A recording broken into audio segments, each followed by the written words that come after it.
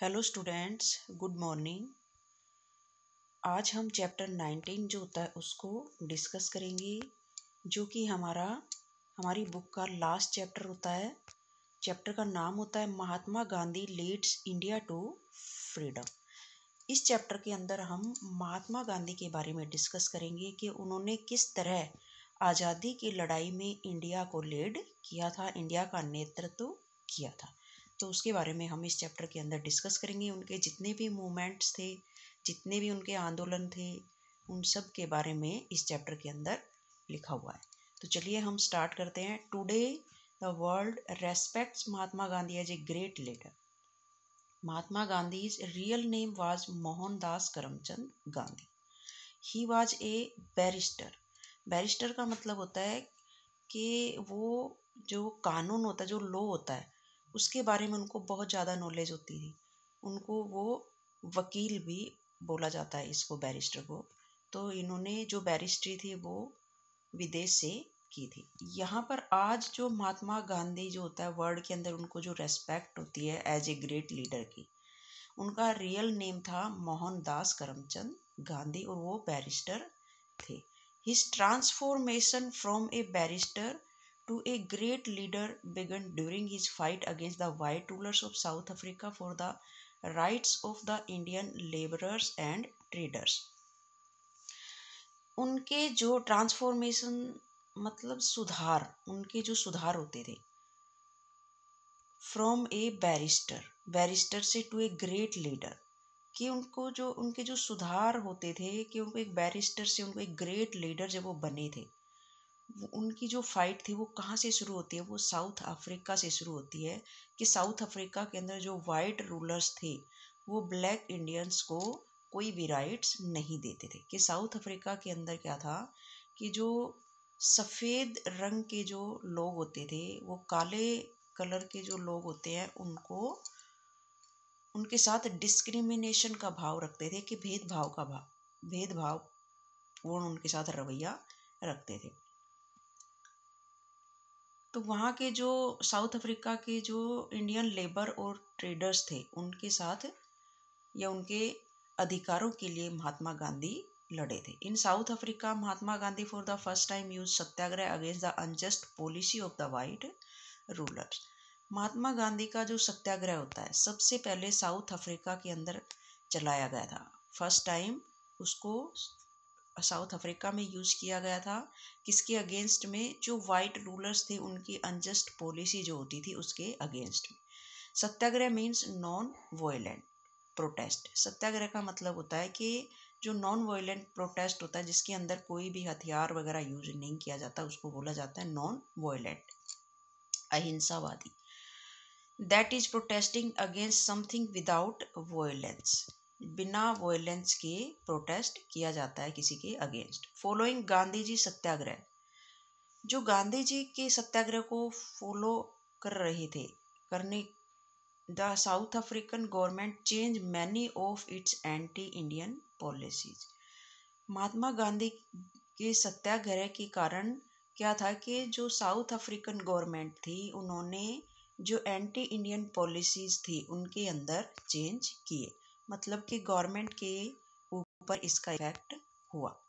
Next होता है Gandhi ji tour of India. उसके बाद गांधी जी ने इंडिया के अंदर एंटर किया, कि वो साउथ अफ्रीका में सुधार करने के बाद इंडिया में आए।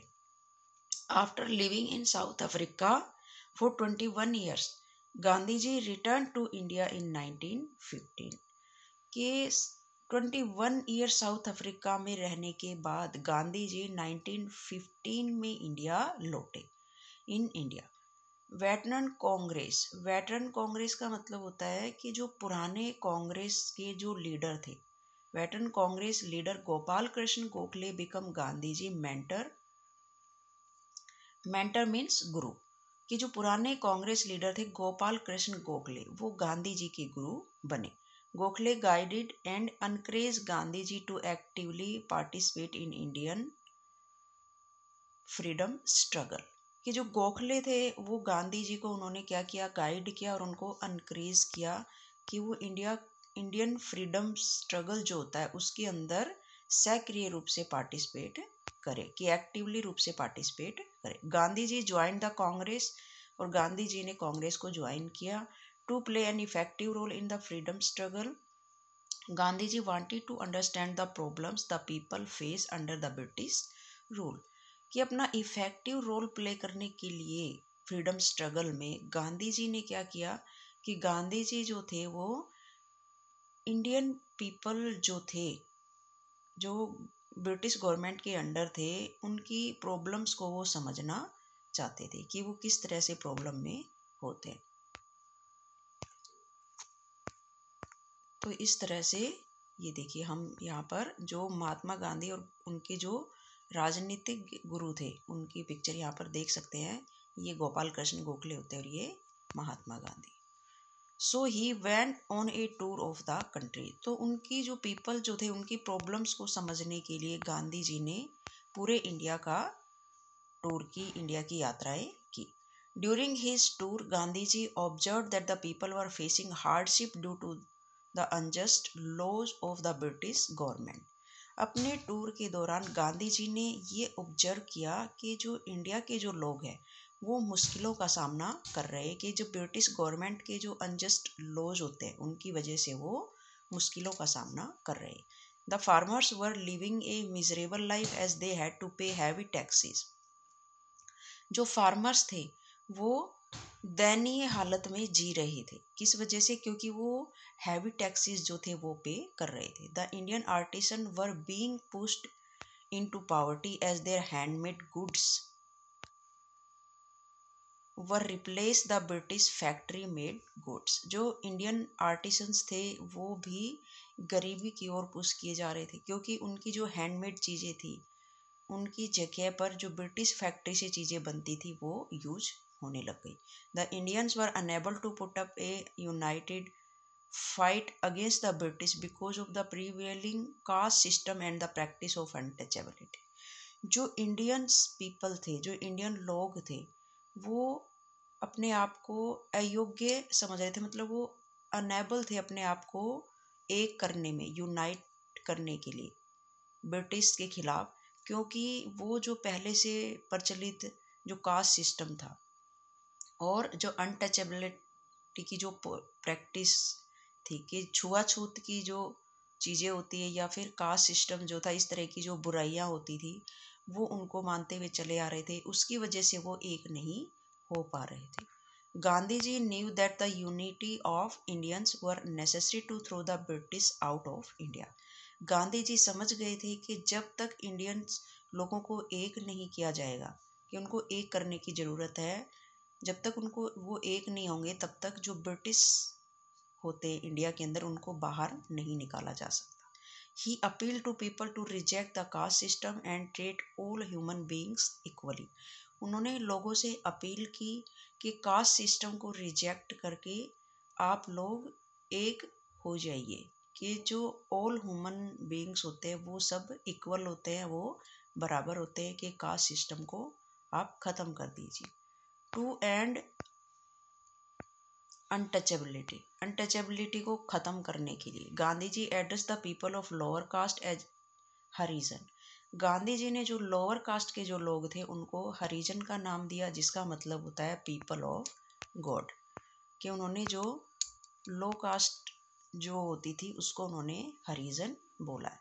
फाइट फॉर फार्मर्स, अब यहाँ पर फार्मर्स के लिए जो फाइटिंग होती है उसके बारे में बताया गया है। During 1918-1999 Gandhi ji launched agitations against the exploitation of farmers in Champaran, जो कि बिहार में होता है, और खेड़ा जो होता है वो गुजरात में होता है, by the landlords and the British government.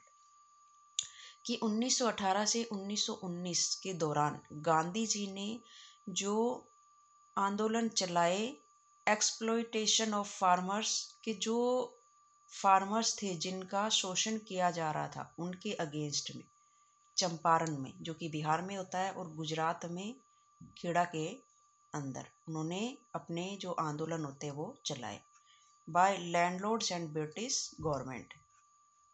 These farmers were forced to grow cash crop like indigo. ये जो फार्मर्स थे इनको फोर्स किया जाता था कि वो केवल वही क्रॉप्स उगाएंगे जो ब्रिटिश गवर्नमेंट या लैंडलॉर्ड बोलेंगे, जैसे कि indigo, tobacco and cotton instead of food crops, जबकि फूड क्रॉप्स जो होती थी वो नहीं उगाई जाती थी। The farmers were also subjected to heavy taxes despite a famine, कि फार्मर्स जो थे वो अकाल के बावजूद हैवी टैक्सेस पे करते थे। Gandhi ji agitation received wide spread support from the people. Gandhi ji का जो एजिटेशन होता था, गांधी जी का जो एजिटेशन होता था वो पूरे इंडिया के अंदर फैल चुका था, कि पूरे इंडिया के लोग जो थे वो उसको सपोर्ट कर रहे थे। Finally the British government and the landlord accepted many demands of the farmer, कि आखिरकार जो लैंडलॉर्ड, जो ब्रिटिश गवर्नमेंट और लैंडलॉर्ड्स थे, उन्होंने फार्मर्स की कई डिमांड्स थी उनको एक्सेप्ट किया। Tax collection was suspended in view of famine, कि जो टैक्स कलेक्ट किया